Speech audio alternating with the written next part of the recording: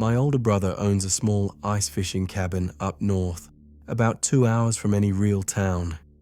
He's usually up there every winter weekend, but last February he broke his leg in a skiing accident and asked if I could check on the place during the coldest part of the season. The pipes could freeze, he said, and someone had been breaking into cabins in the area. He wanted me to stay there for at least a week, keep the heat running, and make sure everything was secure. I agreed, thinking it would be a nice escape from the city. A week of solitude, some reading, maybe I'd even try ice fishing myself. My brother gave me detailed instructions about the generator, the propane heater, and which neighbors to call if anything went wrong. There were only 3 other cabins within a mile, all seasonal, and he said they'd be empty this time of year. Before he hung up, he mentioned something that seemed odd at the time. He told me not to answer the door after dark, and if I saw any lights on the frozen lake at night, I should ignore them and keep the curtains closed. I thought he was just being paranoid because of the break-ins, but I agreed. The first 3 days were exactly what I'd hoped for. Peaceful, quiet, the kind of silence you can only get when you're surrounded by snow and frozen pine trees. I spent my time reading, keeping the fire going, and walking around the property during the day. The lake was completely frozen over, covered in at least 2 feet of ice and a layer of snow. I could see old fishing holes here and there, dark circles in the white expanse. On the 4th night, everything changed. I woke up around 2 a.m. to the sound of an engine. Not a car engine, but something smaller, like a snowmobile or an ATV. It was close, maybe right outside the cabin. I got up and looked out the window, expecting to see headlights or someone riding past, but there was nothing. The sound continued for another minute, then stopped abruptly. I stood there in the darkness, my breath fogging up the glass, watching the empty driveway and the tree line beyond. Then I saw it, a light moving slowly across the frozen lake. It looked like someone was walking out there with a lantern, but that made no sense. It was the middle of the night, well below zero, and the wind was picking up. Who would be out there? I remembered my brother's warning about ignoring lights on the lake, and something about the way the light moved, swaying slightly as if being carried, made my skin crawl. I closed the curtain and went back to bed, but I couldn't sleep. The sound of the engine came back around 4 a.m., circling the cabin this time, and I heard what sounded like footsteps on the porch, heavy boots crunching through the snow. I grabbed my phone, ready to call 911, but then everything went quiet again. In the morning, I checked outside. There were no tracks in the snow. Not on the porch, not in the driveway, not anywhere around the cabin. It had snowed lightly during the night, but not enough to cover fresh tracks completely. I should have seen something. I called my brother and told him what happened. There was a long pause before he spoke. He said that sometimes people go out on the lake at night, ice fishing or just walking around, and their lights can look strange from a distance. But his voice sounded off, like he was choosing his words carefully. When I pushed him about the warning he'd given me, he just repeated it. "Don't answer the door after dark. Don't go out if you see lights on the lake." That night, I made sure every door and window was locked. I kept the curtains closed and tried to distract myself with a movie on my laptop. Around midnight, I heard it again. The engine sound, but this time it was accompanied by voices. Muffled, distant, but definitely human. I couldn't make out what they were saying, but there were at least 2 people talking, maybe more. Then came the knock. 3 slow, deliberate knocks on the front door. I froze. My heart was pounding so hard, I could feel it in my throat. I didn't move, didn't make a sound. The knocking came again, 3 more times, and then a voice called out, "Hello? Is anyone home? We need help." It sounded like a woman, maybe in her 30s or 40s. Her voice was strained, almost panicked. Every instinct told me to open the door, to see what was wrong, but I remembered my brother's warning. I stayed exactly where I was, sitting on the couch in the dark, barely breathing. The knocking continued, more insistent now. "Please, we know you're in there. We saw the smoke from your chimney. We just need to use your phone. Please." I wanted to believe her. I wanted to help, but something felt wrong. The way she said, "We know you're in there," made my blood run cold. I hadn't made a sound, hadn't turned on any lights. How could she be sure anyone was home? After what felt like an eternity, the knocking stopped. I heard footsteps walking away from the door, crunching through the snow, and then that engine sound again, fading into the distance. I sat there for another 2 hours, too scared to move, until I finally passed out from exhaustion. The next morning I checked the front door. There were footprints this time. At least 3 different sets, maybe 4. They led from the frozen lake, up to the cabin and then back toward the lake. But here's what made me pack my bags and leave immediately. The prints were small, too small for adults. They looked like they belonged to children, no older than 10 or 11. But the voice I'd heard through the door had definitely been a woman's voice, an adult woman. I called my brother from the car as I was driving away. I told him everything, including the footprints. He was quiet for a long time, and then he told me something he should have mentioned before I agreed to stay there. 5 years ago, 3 kids from a nearby town went missing during a winter camping trip. They were ice fishing with their mother on the same lake behind his cabin. Their snowmobile broke through the ice in the middle of the night, and by the time rescue crews arrived the next morning, they only found the mother. She was hypothermic and kept repeating that the kids were still out there, still calling for her. She died in the hospital 2 days later. They never found the children's bodies. The lake is deep in that area, and the current under the ice is strong. Search teams gave up after a few weeks. My brother said people have been reporting strange things ever since.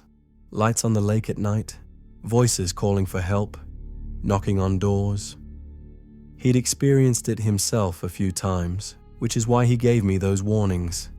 He didn't think I'd actually encounter anything, and he didn't want to scare me off before I agreed to help. I haven't been back to that cabin since.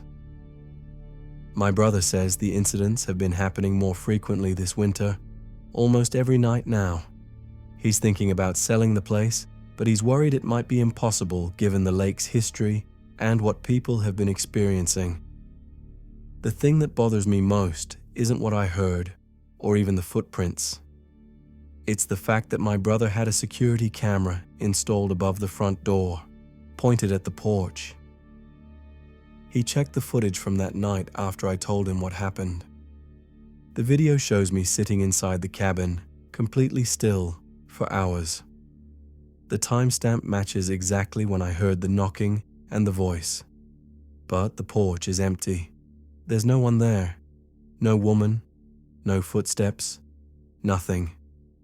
Yet somehow, the next morning, those small footprints were clearly visible in the snow.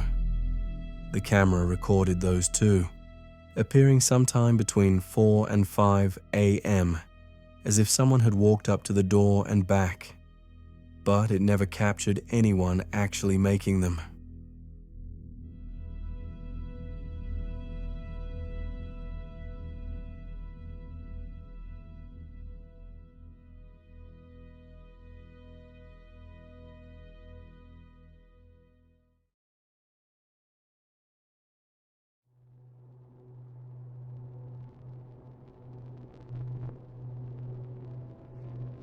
I've been working as a Lyft driver for about 2 years now, mostly doing night shifts on the weekends to make extra cash.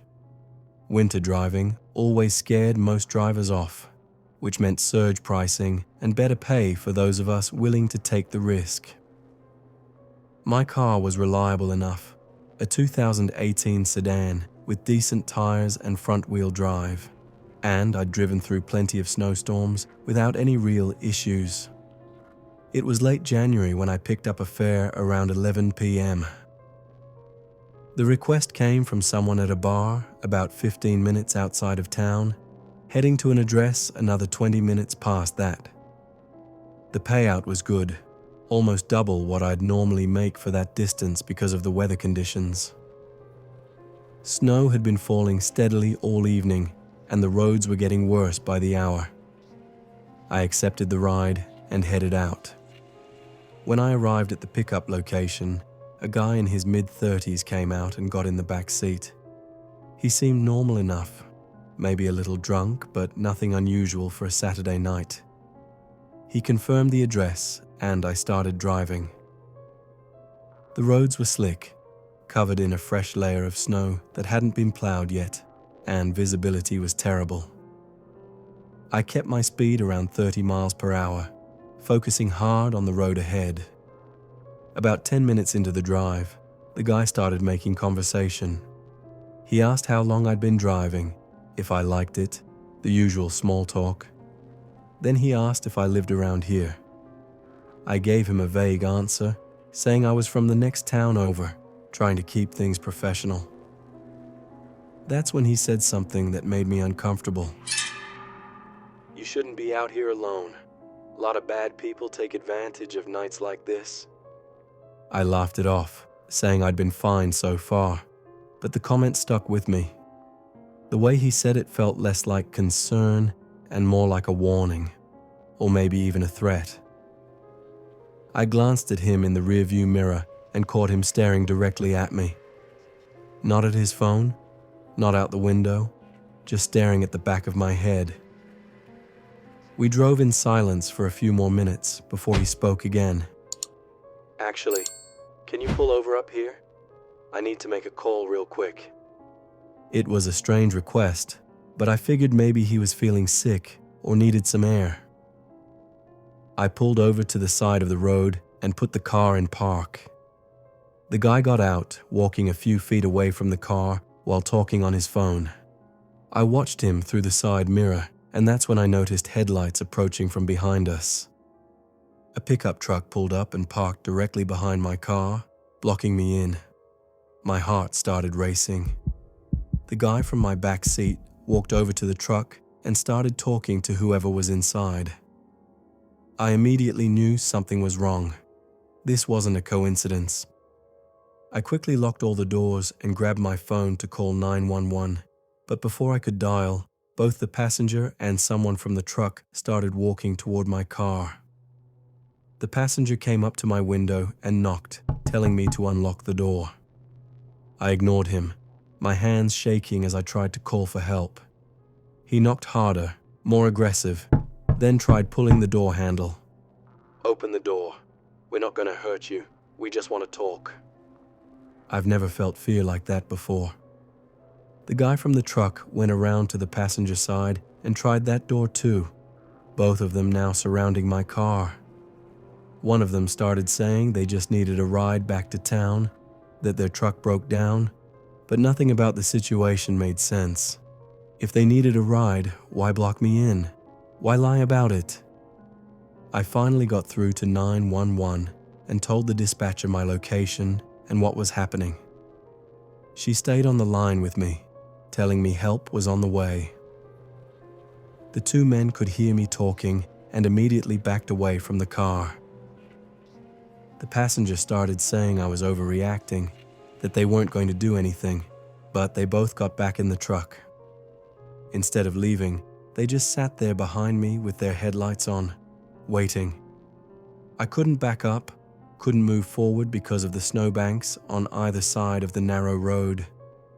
I was completely trapped. The dispatcher kept telling me to stay calm, that police were about 7 minutes away. Those 7 minutes felt like an hour. The truck behind me didn't move, didn't turn off, just idled there. I kept watching them in my mirror, terrified they'd get back out and try to force their way into my car. Finally, I saw red and blue lights in the distance, and the truck immediately reversed and took off in the opposite direction. When the police arrived, I explained everything. They said I did the right thing by not unlocking the doors and calling immediately. After taking my statement, one of the officers told me something that made my blood run cold.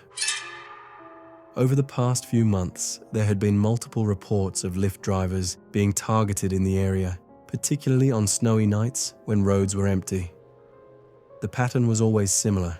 A passenger would request a ride to a remote location, then either rob the driver or, in a few cases, steal the vehicle entirely after forcing the driver out. In one incident a few weeks prior, a driver was assaulted and left on the side of the road in freezing temperatures. She was found hours later, suffering from hypothermia. The police suspected it was an organized group, with different people making the requests so they wouldn't get caught. They believed my passenger had used a fake account and was planning to have his friend help rob me once we were far enough from town. The officers drove me back to the city and told me to file a report with the rideshare company. I did, and they deactivated the account that made the request. Apparently the payment method was stolen and the name on the account didn't match any real person they could track down. I stopped driving for Lyft that night and haven't gone back since.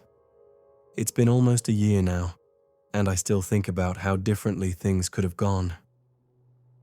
If I hadn't pulled over in that specific spot, if I'd been even a few minutes farther down that empty road, if I'd trusted that passenger and unlocked my door, I don't know what would have happened. The worst part is knowing they're probably still out there, targeting other drivers on snowy nights when they know we're desperate for the extra money and the roads are too dangerous for help to arrive quickly.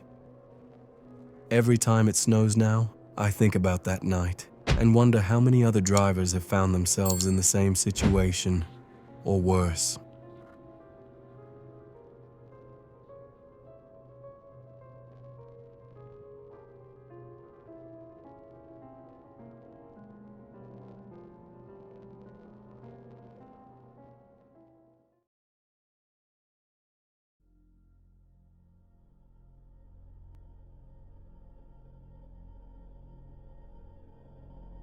My parents rented a cabin for a week last winter in northern Wisconsin for a skiing trip. It was supposed to be a relaxing getaway for our family, just me, my mom, dad, and younger sister. The cabin was advertised as secluded and peaceful, about 40 minutes from the nearest ski resort, and maybe 15 minutes from a small town with a grocery store and gas station. Other than that, there wasn't much around except woods and a few other scattered cabins. We arrived around 3 p.m. on a Saturday. The sun was already getting low since it was late February, and there had been a decent snowfall the night before. Everything looked clean and untouched. The cabin was nice, 2 bedrooms upstairs and 1 downstairs, with a big living room and a wood-burning fireplace. The owner had left us instructions to pick up the key from a lockbox by the front door. The code was in our rental confirmation email. When we pulled into the driveway, my dad went up to get the key while the rest of us started unloading the car. I was carrying a bag of groceries when I noticed something weird. There were boot prints in the snow leading from the tree line to the side of the cabin, near one of the windows. They looked recent, maybe from earlier that day, based on how defined they were. I called my dad over and showed him. He looked at them for a second and said it was probably the owner or a maintenance person checking on things before our arrival. That made sense, so I didn't think much more about it. We unpacked, got settled in, and my mom made dinner while my sister and I played cards at the kitchen table. Everything was normal until around 10 p.m. when we were all getting ready for bed. I was brushing my teeth in the upstairs bathroom when I heard a scraping sound coming from outside. It sounded like something dragging against the side of the house, right below the bathroom window. I opened the window a crack and looked out, but it was pitch black and I couldn't see anything. The motion sensor light by the driveway wasn't on, so whatever made the noise wasn't near the front of the cabin. I told my parents about it, and my dad grabbed a flashlight and went outside to check. He walked around the entire cabin, shining the light everywhere, but didn't see anything. When he came back inside, he said it was probably just a branch scraping against the house from the wind. But there wasn't any wind that night. The air was completely still. The next morning, my sister woke up early and came into my room saying she heard knocking during the night. She said it sounded like someone tapping on the window of the downstairs bedroom where my parents were sleeping. My mom brushed it off, saying my sister probably dreamed it or heard the house settling. "Old cabins make noise," she said. But when we went outside to load up the car for skiing, there were new tracks in the snow. Same boot prints as before, coming from the woods, going around the entire cabin this time, stopping at every single window, and then heading back to the tree line. My dad couldn't explain it away this time. Someone had definitely been walking around our cabin in the middle of the night. He called the owner right away. The guy said he hadn't been to the property in over a week and didn't send anyone to check on it. He suggested calling the police, which my dad did. 2 officers showed up about 45 minutes later and took a report. They followed the tracks into the woods for a bit, but said they disappeared after about 100 yards where the snow wasn't as deep. They told us to keep the doors locked and call immediately if we saw anyone. We almost left right then, but my parents had already paid for the full week and we'd been planning this trip for months. My dad decided we'd stay, but bought a couple of cheap trail cameras from the sporting goods store in town. We set them up that afternoon, one facing the driveway and one facing the side of the cabin where most of the tracks had been. That night, we made sure every door and window was locked. My dad even pushed a chair up against the front door. We all stayed in the living room watching movies until almost midnight, nobody wanting to go to bed. Eventually, though, we had to sleep. I barely slept at all, jumping at every small sound. The next morning, we checked the cameras. Nothing. No movement, no person, nothing.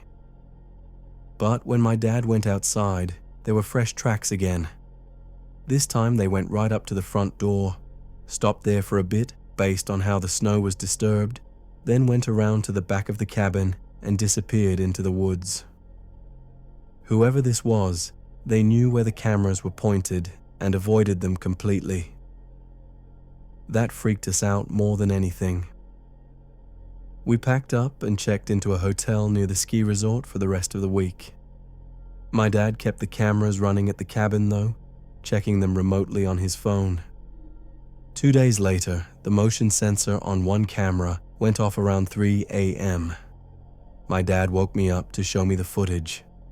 The camera had caught the edge of someone walking past it, just their leg and boot visible for maybe 2 seconds before they moved out of frame. The timestamp showed they were there for almost 20 minutes, based on when the motion stopped being detected, but they stayed just out of view of the camera the whole time. The police went back to check the cabin the next day. Everything was locked. Nothing was broken or missing, but there were tracks everywhere. Around the cabin, up to every window and door, and leading back into the woods. The officers said, without knowing who it was or having clear footage, there wasn't much they could do besides increase patrols in the area. We never went back to that cabin. My dad got a partial refund from the owner, who was apologetic but just as confused as we were. He said nothing like that had ever happened before with any of his renters. A few weeks after we got home, my dad got a call from the owner saying another family had rented the place and reported the same thing. Footprints around the cabin at night, sounds of someone outside the windows, but never actually seeing anyone. The owner ended up installing a full security system and better lighting, but I heard from my dad that bookings dropped off after word got around. I looked up the cabin recently out of curiosity and saw it's not listed for rent anymore. The property records show it sold last fall to someone new. I still think about it sometimes, wondering who was out there and what they wanted. We were lucky nothing worse happened, but the thought of someone watching us through the windows at night or standing at our door while we slept still makes my skin crawl. My sister won't even talk about that trip anymore. It completely ruined winter cabins for our whole family.